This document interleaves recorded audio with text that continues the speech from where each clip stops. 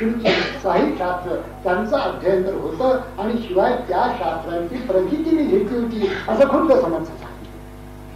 त्यामुळे शास्त्र प्रचिती, गुरु प्रचिती आणि आत्मप्रचिती या तिन्ही प्रचित्या त्यांच्या होत्या असे हा ग्रंथाचा करताय. अर्थात त्याच्यामध्ये जे जे काही लिहिलेलं आहे ते 100% सत्य आहे. मात्र काल सापेक्ष जेवढं असतं तेवढं सोडून द्यायचं कुठल्याही ग्रंथात. ती ज्ञानेश्वरी असो, तो दासबोध असो अथवा कोणताही असो, काल सापेक्ष काही गोष्टी असतात की त्या काळाला अनुलक्षून लिहिलेल्या असतात. त्याला महत्व या काळात राहिलेलं असेल असं नाही, तेवढं सोडून द्यायचं. आणि अध्यात्म निरूपण इथे तेच आहे. बहुधा अध्यात्म निरूपण निरोधील आहे. त्या अध्यात्म निरूपण आहे ती त्रिकाला बाधित आहे. ते सर्व काळी सर्व स्थळी एकच, त्याचाच मागोवा घ्यायचा. भक्तीचे नियोगे देव निश्चय पावती मानव. मी आपल्याला सांगितलं होतं मागच्या प्रवचनामध्ये की आपण मानव प्रथम व्हायला पाहिजे. मानव जर भक्ती करील तर देवत्वाला प्राप्त होईल. लक्षात घ्या, मानव जर भक्ती करील तर देवत्वाला प्राप्त होईल. देवाला प्राप्त होईल नाही, देवत्वाला प्राप्त होईल. मानव प्रथम पाहिजे. पशु जर असतं तर पशु देही नाही गती ऐसे सर्वत्र बोलत नरदेही तर प्राप्ती परमार्थ. पशु देहाला गती नाही, सर्व ठिकाणी सांगितलं जातं. म्हणून आपण पशुतुल्य वर्तन सोडलं पाहिजे. मानव आहे, त्याच्या ठिकाणी प्रेम आहे, माणुसकी आहे, आपुलकी आहे, दया आहे, क्षमा आहे, शांती आहे. अशा तऱ्हेने गुणांनी युक्त असा जर तो मानव, याचा अर्थ साधक जर असला, कारण साधकाची ही लक्षण आहे. अवगुणांचा करून विचार जेणे धरीला संत संग तयासी बोली जे मग साधक आहे. जो साधूंशी शरण गेला, साधुजनी आश्वासिला मग तो साधक बोलिला ग्रंथांतरी.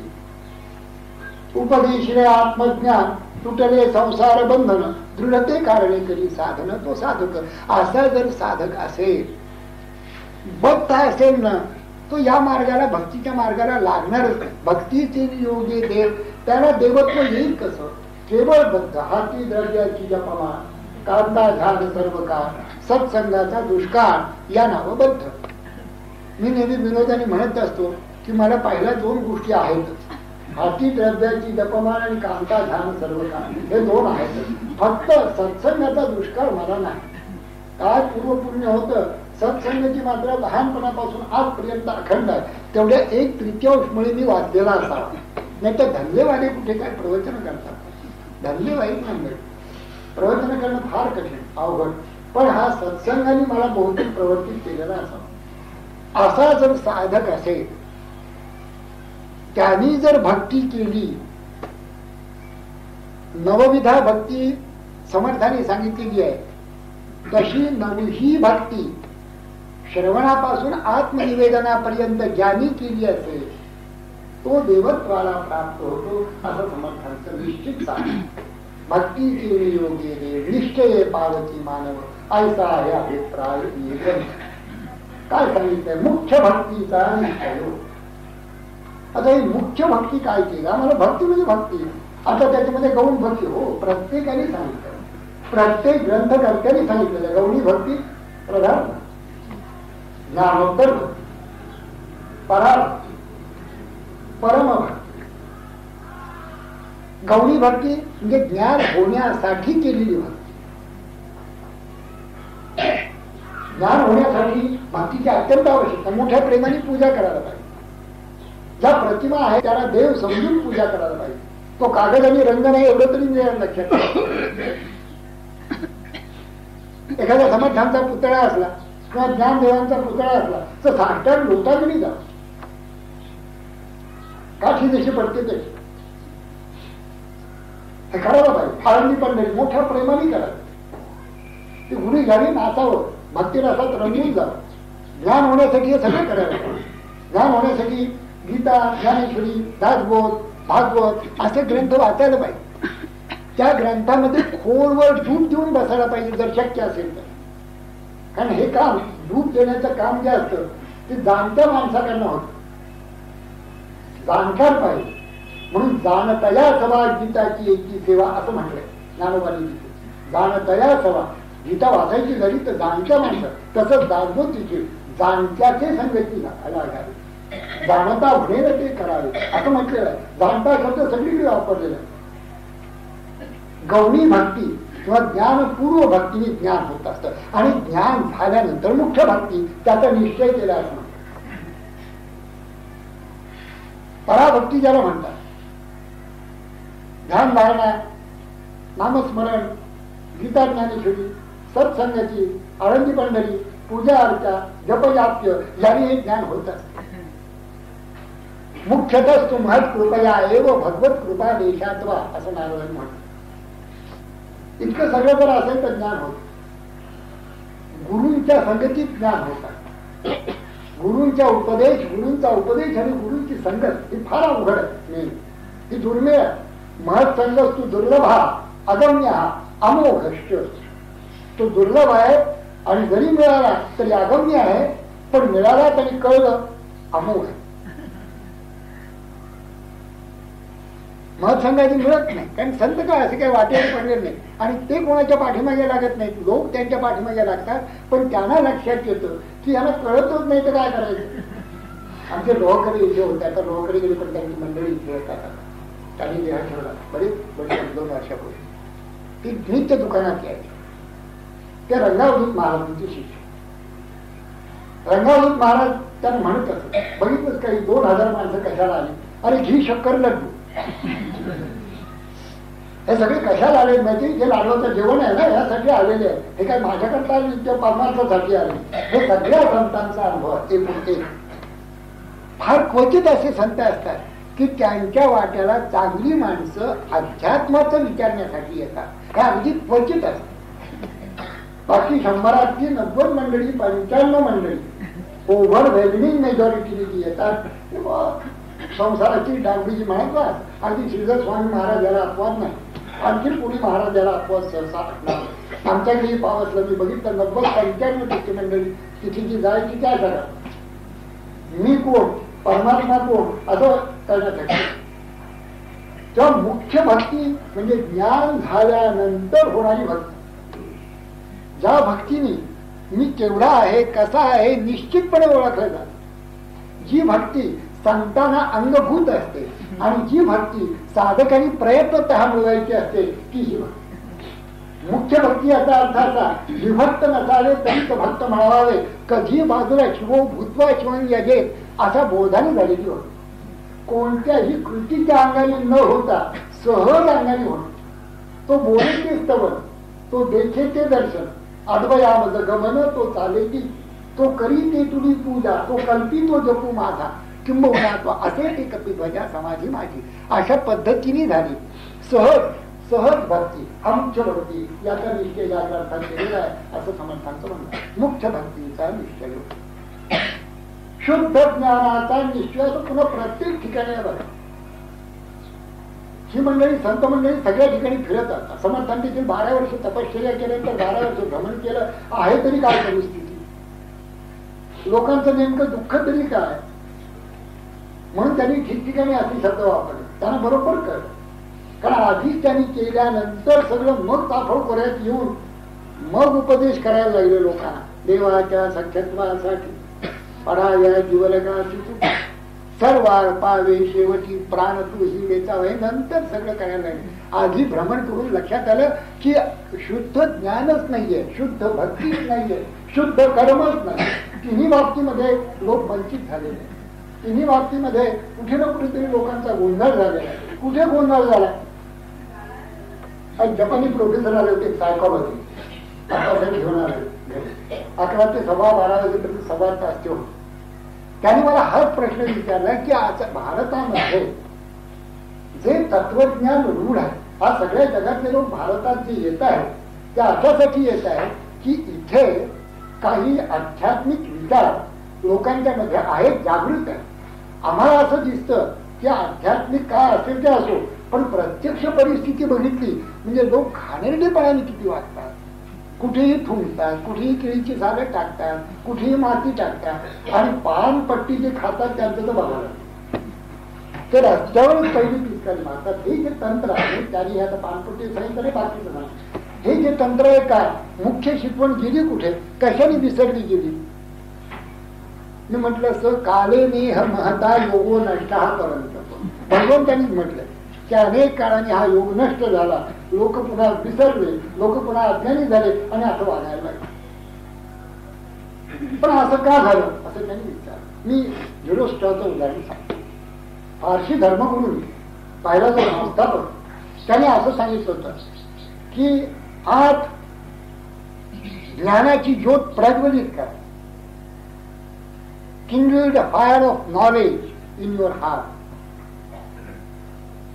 Let the fragrance be spread abroad.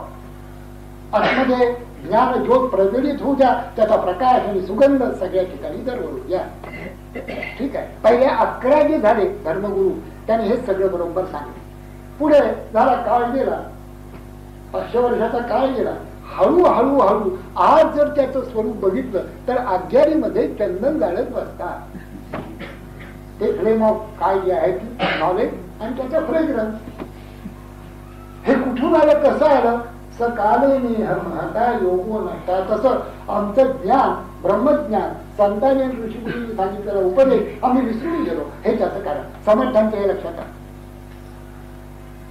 परिभ्रमण केल्यामुळे 12 वर्षे लक्षात आलं धड कर्म नाहीये, धड भक्ती नाहीये, धड ज्ञान नाही.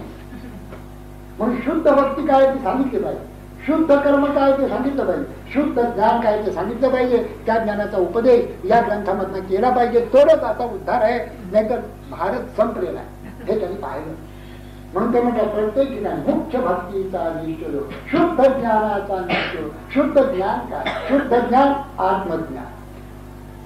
ऐक ज्ञानाचे लक्षण. ज्ञान म्हणजे आत्मज्ञान, पहावे आपणाचे आपण या नाव ज्ञान. ज्ञान म्हणजे भाडाभर पुस्तक वाचणं, ग्रंथ वाचणं ज्ञान नाही. नाना वनितांची परीक्षा, नाना अश्वांची परीक्षा, नाना रत्नांची परीक्षा हे ज्ञान नव्हे. हे ज्ञान होयसे भासे, पण मुख्य ज्ञान ते अनारसे, जे तर प्रकृतीचे तिथे समूळ वा, जिथे प्रकृतीच नाही, केवळ आपण आहोत, केवळ पुरुषाचीच गोष्ट आहे, प्रकृतीचा प्रश्नच नाहीये. असं जे ज्ञान स्वतःमध्ये स्वयंप्रतिष्ठित, स्वयंप्रकाशित असं जे ज्ञान, त्या ज्ञानाचा निश्चय या ग्रंथामध्ये सांगितलं. हे ज्ञान जोपर्यंत नाही, जवळ ज्ञान नाही प्रांगण, जोपर्यंत हे ज्ञान झालेलं नाही तोपर्यंत माया या नावाचा एक विचित्र पदार्थ इथे येतो आणि तो आपल्याला ग्राह्यागिरी, आपल्या संसाराचा निकाल केला राहतो. माया नावाचं ज्ञान दुप्त झालं नाही झालं की जे दिसायला पाहिजे ते दिसत नाही, भलतच दिसत. परमात्मा जो दिसायला पाहिजे विश्वामध्ये ओतप्रोत भरून राहिलेला तो ज्ञान गेल्याबरोबर, शुद्ध ज्ञान गेल्याबरोबर परमात्म्याच्या ऐवजी जड पदार्थ सगळ्या विश्वामध्ये पुरून राहिलेला दिसतात. आणि जो चेतन पदार्थ म्हणून प्राणी मात्र दिसतात तेही भगवंताहून वेगळे पडलेले दिसतात. असा एक काही होऊन जात, ज्याला समर्थाने भ्रम असं म्हणतो. शुद्ध ज्ञान ज्याला नाही, शुद्ध ज्ञानाचा लोप झाल्याबरोबर भ्रमाने आपण भलत्यालाच भलत म्हणतो. मायाचं कार्यच असं असलेली वस्तूची झाकते आणि नसलेली दाखवते, असे 2 कार्य आहेत. आहे तो परमात्मा झाकला जातो आणि नाही ते विश्व दाखवलं जातं. असं माया कार्य शुद्ध ज्ञानाच्या अभावामुळे होतात. म्हणून शुद्ध ज्ञानाचा निश्चय इथे केला. एक परब्रह्म संसार शुद्ध ज्ञान, कदापि नाही विकार शुद्ध ज्ञान. त्या वेगळेचे भासनेचे भ्रमरूप माया. किती वर्ष ऐकावं? सेवनेची सेवा व्यान, घेतलेची झाले जीवन, त्याचे श्रवण मनन केलीची करावे, कर्म केलीची करावे, ध्यान धरलेची धरावे, त्याचे विवरणेची विवरावे पुन्हा निरूपण. कारण पुन्हा पुन्हा विसरलं जातं ना, पुन्हा पुन्हा ते विवरण केल्याशिवाय गत्यंतर नाही. लोक म्हणतात दासबोध वाचून झाला किती दिवसात? 7 दिवसात. मी खरंच आश्चर्यचकित होतो. मला कोणी सांगितलं ज्ञानेश्वरी संबंध 3 तासात वाचून का? फार मोठा मनुष्य नमस्कार. पण 3 तासात वाचण्यासारखी इतकी धांदल काय झाली? एकदा आळंदीला एक सत्पुरुष आले, मोठे पुरुष होते, आत्मज्ञानी पुरुष होते आणि त्यांच्याबरोबर त्यांचे शिक्षक होते 10-15. ते सगळे आल्यान वृक्षाखाली बसले आणि ज्ञानेश्वरीचं पारायण करायला त्यांनी सुरुवात. आज म्हणाले आपण पारायण करू, म्हणून पारायणाला सुरुवात केली. शिष्य वाचत होते, सद्गुरूही बसले होते, तेही वाचत होते, प्रत्येकाच्या पुढे ज्ञानेश्वरी होत्या म्हणजे वाचत होते, ग्रंथ होते वाचत होते. संध्याकाळी 5-5:30च्या सुमाराला शिष्यांचं वाचन पुढे, तिथपर्यंत उठायचंच नव्हतं. ते सगळे शिष्य चांगले होते, सगळ्या शिष्यांचं वाचन पुढे झालं. तेव्हा त्यांनी महाराजांनी बघितलं, महाराजांचं पहिलं पानच होतं, ओम नमो जी आद्या वेद प्रतिपाद्या जय जय स्वसंवेद्या आत्मरूपा देवा तूच गणेश सकलमती प्रकाश म्हणे निवृत्तीदास अवधान. थांबले ते महाराज, ओंकारावरच थांबले. ओम नमो जी आद्या हे ओंकारावरच थांबले. कारण ओम इत्येतत् सर्वम इदं सर्वम तस्योपव्याख्यानं भूतं भवत भविष्यति सर्वम ओंकारमेव. जे आहे ते झालं ते ओंकार. यच्चान्य त्रिकालातीतम तदप्य ओंकारमेव. जे काही त्रिकालाच्या पलीकडे ते ओंकारच आहे. ओम म्हटल्याबरोबर थांबले, कारण ओम हे परमेश्वराच्या अत्यंत जवळचं वाचक नाम असल्यामुळे, अति जवळचं. ओम आणि परमात्मा एक फक्त पडदा बाजूला ठरला की परमात्मा सुरू बोलत असल्यामुळे ते ओम वाजूनच थांबले होते. म्हणजे सबंध पान जरी समोर होतं आणि सबंध 10-8 तास ते ओम, तर ह्याने 8 तासात ज्ञानेश्वरी भरपूर काय. हा फरक आहे चिंतन करण्यामध्ये. मग श्रवणा परिस मनन सार, मनने कळे सारासार, निजध्यासे साक्षात्कार निसंग वस्तू असं म्हणतात. श्रवणा परिस मनन सार, श्रवण पण मनन. लोक म्हणतात अहो 2 ओव्या जर किंवा 4 ओव्या तुमच्या जर झाल्या दर सोमवारी तर हा ग्रंथ कधी व्हायचा न का होईल. आपल्याला पाहिजे असेल तर आपण पुन्हा जन्म घेऊन पुन्हा इथे अमृत येतील, आपण सगळे येऊन पुन्हा. याचीसाठी जन्म घेईन देवा तुझी चरण सेवा साधाव्या. आता समर्थांसारखा वागताय इथे आणि आपल्यासारखे श्रोते आहेत. मी उगतच मध्ये आहे, काही कारण नाही माझं. तुमच्या आणि समर्थांच्या मध्ये काही लुडबुड करण्याचं मला काही कारण नाही, पण मी उगतच आपलं त्याने सांगितलंय संतांचा निरोपी तू म्हणून आपलं काहीतरी करतोय.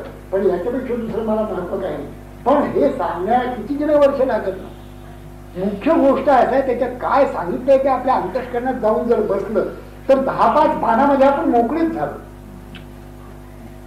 आणखीन पुन्हा तुम्ही म्हणाला आता काही नाही, आता तेच आम्ही ऐकतो तेच करतो त्याच्यातच तल्लीन झालो, त्याच्यात डूब देऊन बसतो. आत्मज्ञान, आत्मानंद, शुद्ध उपदेश, शुद्ध ज्ञान, स्वरूपानंद, मुख्य भक्तीचा निश्चय, शुद्ध ज्ञानाचा निश्चय,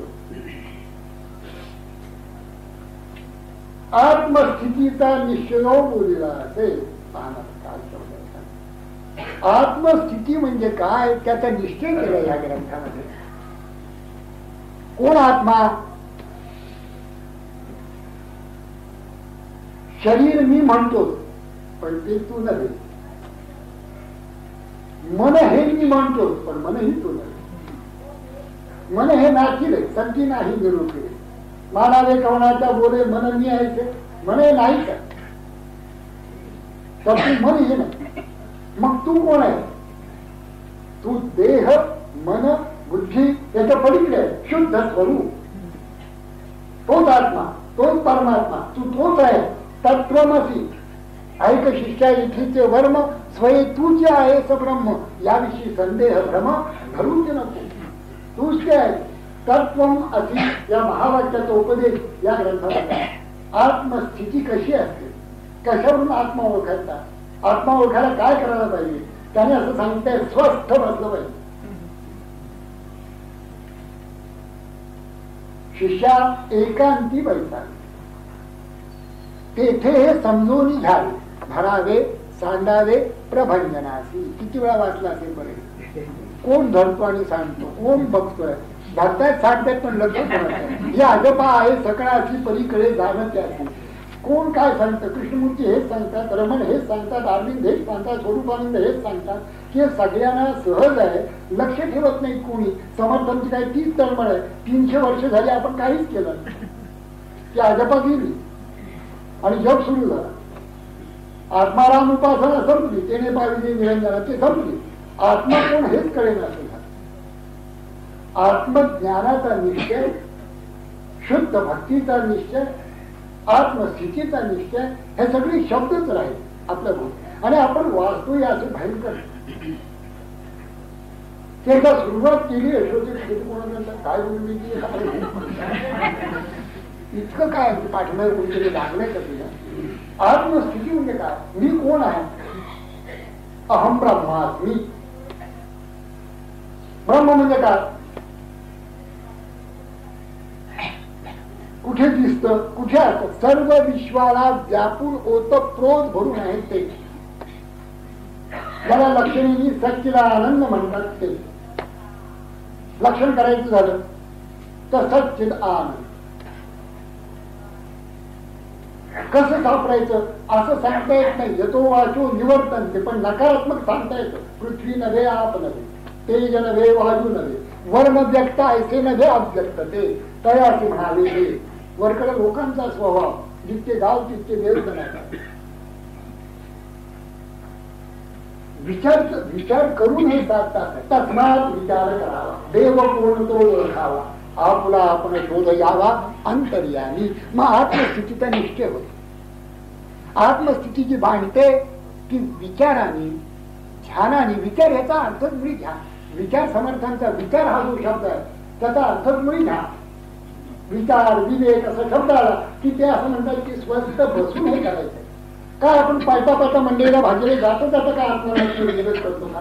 ते कधी संभवतं? ज्यावेळेला हे 22 वर्ष 25 वर्ष बसून झाला असेल त्याला ते संभवतं. तो त्या विवेकापासून भ्रष्टच होत नाही. त्याची गोष्ट सोडून देऊ, पण आपल्यासारखी म्हणजे माझ्यासारखी सामान्य जी माणसं आहे त्यांना विचार बसूनच करायला पाहिजे.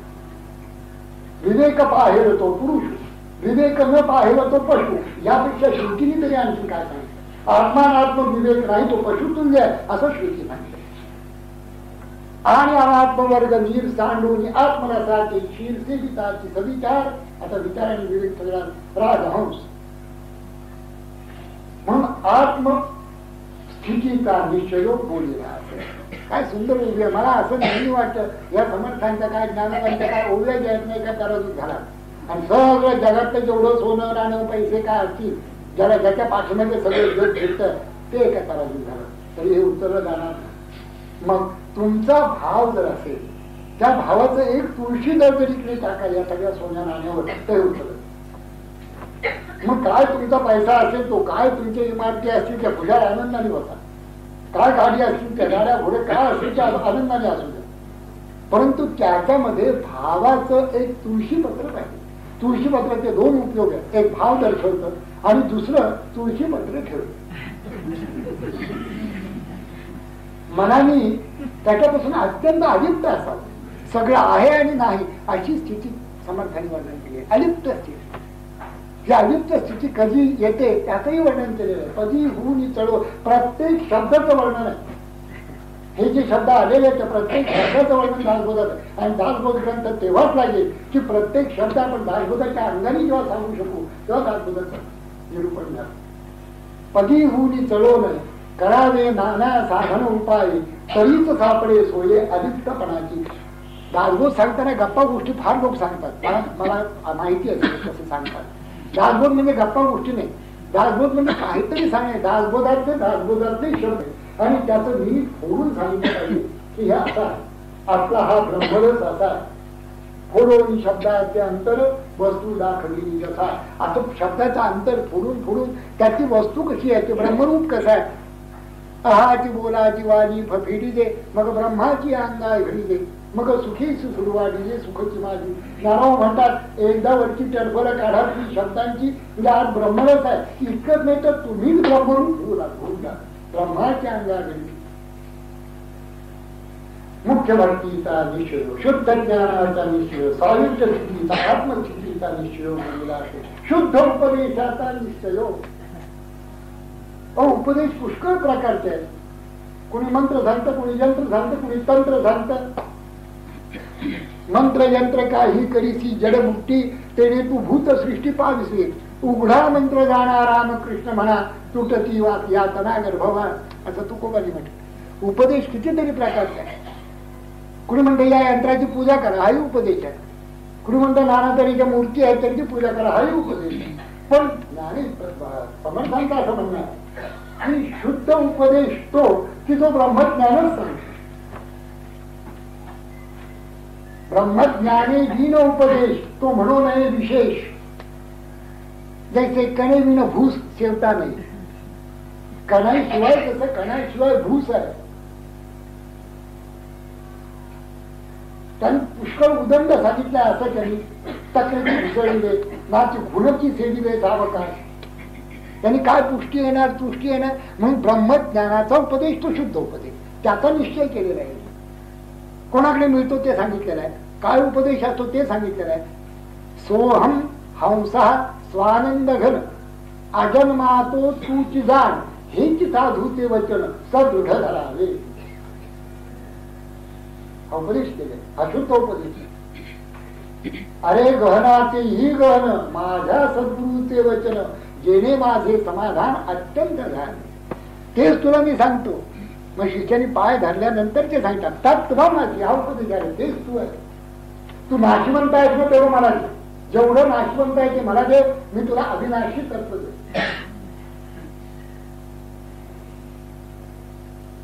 शुद्ध उपदेशाचा निश्चय या ग्रंथात बोललेला. शुद्ध उपदेशाचा निश्चय सायुज्य मुक्तीचा निश्चय येईल किती ठिकठिकाणी. पण सायुज्य मुक्ती म्हणजे काय? 4 मुक्ती आहे. सलोकता, समीतता, स्वरूपता, सायुज्यता. ही सायुज्यता मुक्ती शेवटची मुक्ती. सायुज्य मुक्ती आता भगवंत आणि भक्त एकरूप झाला. सायुज्य मुक्ती कधी मिळते तर समर्थांचं म्हणणं आहे ठराविक. सायुज्य मुक्ती आत्मनिवेदनाचे अंती जे काय घडली अभेद भक्ती तीच सायुज्यता मुक्ती सत्य जाणार.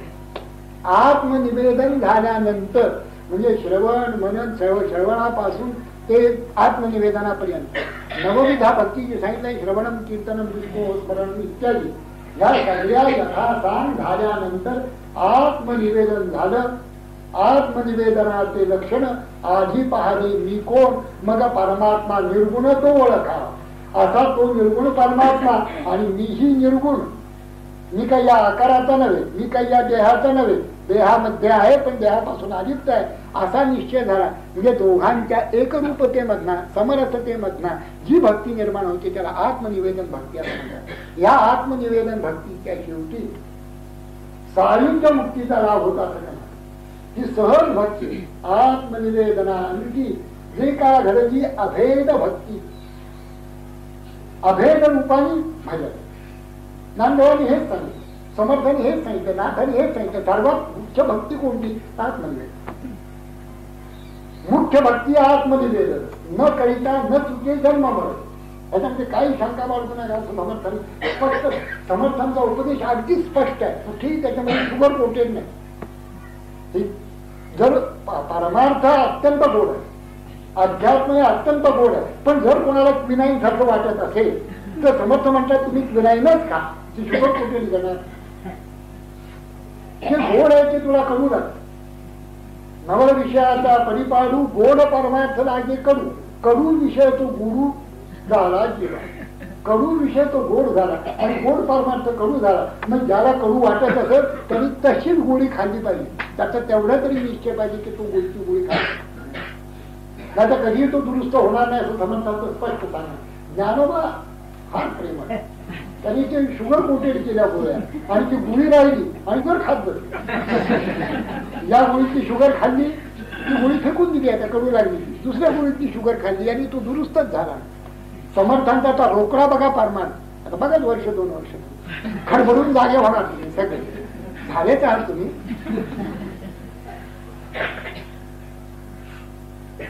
शुद्ध उपदेशाचा निश्चय सायुज्य मुक्तीचा निश्चय मोक्ष प्राप्तीचा निश्चय बोलण्याचे. मोक्ष प्राप्ती कशाने होते? मोक्ष म्हणजे काय त्याचा विषय बोलतात. त्याच्यामध्ये प्राणी संकल्पे बांधलेला तो विवेक मुक्त केला साधूजनी. आपल्या संकल्पाने आपण बांधलो. तत्वी वेटाळून घेतला प्राणी संशय गुंडाळला. आपण असा आपण बोलला कोहम म्हणे. तत्वी गुंतला म्हणे कोहम. विवेक पाहता म्हणे सोहम. अनन्य होता अहम सोहम मावळी. या उपरी उर्वरित एक स्वरूप मोक्ष, यालाच मोक्ष असं समर्थन म्हणतात. बद्ध म्हणजे बांधला, मोक्ष म्हणजे मोकळा केला. आता कसा बांधला संकल्प आहे. कसे संकल्प, मी आता असं करेन, मी आता तसं कोण करणार, विचारच नाही. मुली तुला जी शक्ती बुद्धी दिलेली आहे त्यानुसार तू काम कर. करणारा तो आहे, तू यंत्र आहे, ती यंत्री आहे, तो यंत्री आहे, तू केवळ यंत्र आहे. हा सगळ्या संतांचा उपदेश जीवाने अमान्य केला आणि मी त्याच्यामध्ये आहे. मी आणलं की समर्थ आपल्याला बजावतात. एक ईश्वरू दुसरी प्रकृती जगदा काळी, तू कैसा आणला चोरू मध्ये. हा चोर कोण, मी करतो आहे कोण तू. मी तत्वाचे गाठोडे हे शरीर, याचा पाहता विचार, एक आत्मा निरंतर, दुसरा नाही आणि का नाही, दुसरं काहीच नाही त्याच्यामध्ये. बांधव्य आहे त्या गाठोडी. जो कोणी विवेके सोडी काय सापडतं बरं, पृथ्वी तेज वायू आकाश सगळे एकेकात मिसळून गेले की खाली आम्ही म्हणजे आम्हीच उरतो, वाटतं काहीच उरत नाही. यापैकी काही उरत नाही. आणि यापैकी काही ना जो मी म्हणत असेल, पृथ्वी तेज वायू आकाशाच्या गाठोड्याला जो मी म्हणतो, त्याच्या बुद्धीची झेप काय वर्णन करायचं. समर्थ म्हणतात हा मी कुणी करत नाहीये, तो करतोय सगळं, हे लक्षात ठेवायचं. चालू मोक्ष प्राप्तीचा निश्चय या संकल्पानेच आपण बांधले जातो. सून आली म्हणजे कोण आनंद होतो. मुलाचं लग्न झालं तर सून आहे, मग पुढे 2 महिन्यांनी तो आनंद थोडा कमी होतो, 4-6 महिन्यांनी बराच कमी होतो, वर्षांनी तक्रारी सुरू होतात. शेजाऱ्या पालांनी ऐकत नाही, वाटत माझ्या घराने चुकी, त्या घराने चुकी आम्ही करून घेतली, परंतु ते नाही, आता ऐकत नाही, काही इलाज नाही. तिचे संस्कार भिन्न, आमचे संस्कार भिन्न. आता काय करा, आता आपण वेगळे राहावं अशी आमची इच्छा आहे. म्हणजे जो मुलगा लहानपणापासून मोठा केला, आता वेगळे राहावं. बरं वेगळे राहून तरी धड जगामध्ये कुणीही शत्रू नाही. असं 2-3 वर्ष सून आणि सासवा एकमेकांचे शत्रू होतात. फक्त इथे आलेले आहेत तेवढ्या नाही, बाकीच्या ठिकाणी मुलगा आणि बाप शत्रू होऊन जातो, एकमेकांचे शत्रू. म्हणजे बाप मुलाविषयी धड बोलत नाही, मुलगा बापाविषयी धड बोलत नाही. तो शेजारी पाजारी सगळ्या जगाविषयी चांगलं म्हणेल, पण बापाविषयी म्हणणार नाही, बाप मुलाविषयी म्हणेल. परवाच वृद्धाश्रमाला भेट घेऊन आलो तेव्हा कळले की काय काय हाल आहे बाबा लोकांचे. हे कळले शुद्धोपदेशाचा निश्चय, सायुज्य मुक्ती आणि कसला संकल्प. म्हणून संकल्पाने आपण बद्ध झाल्यासारखे दिसतो. मोक्ष प्राप्तीचा निश्चय याच्यामध्ये केला. इतकंच नाही तर समर्थाने अगदी शेवटची उडी मारलेली, बद्धच नाही, मग मोक्ष कुठला. म्हणजे अगदी अंतिम सिद्धांत जो आहे वेदांताचा, तो समर्थाने याच्यामध्ये निश्चय करताना मोक्ष प्राप्तीचा निश्चय करतो. बद्धच नाही, मला जन्मच नाही, बद्धता कुठली, बद्ध नाही, मोक्ष कुठला. बंधन नाही म्हणून मुक्त नाही, बंधन असेल तर मुक्त, बंधनच नाही तर मुक्त कसला. असं समर्थाने मोक्ष प्राप्तीला. तू स्वयमेव परमात्म स्वरूपच आहे, तुला बंधनही मोक्ष आहे. मग मोक्षो न बंधन हा सिद्धांत त्याच्यामध्ये मान. चिदानंद रूप शिवोहम शिवोहम हा सिद्धांत समर्थाने आपल्या ग्रंथात मोक्ष प्राप्तीचा निश्चय बोलतो. शुद्ध स्वरूपाचा निश्चय, विधेय स्थितीचा निश्चय, अलिप्तपणाचा निश्चय बोलला असे पुण्य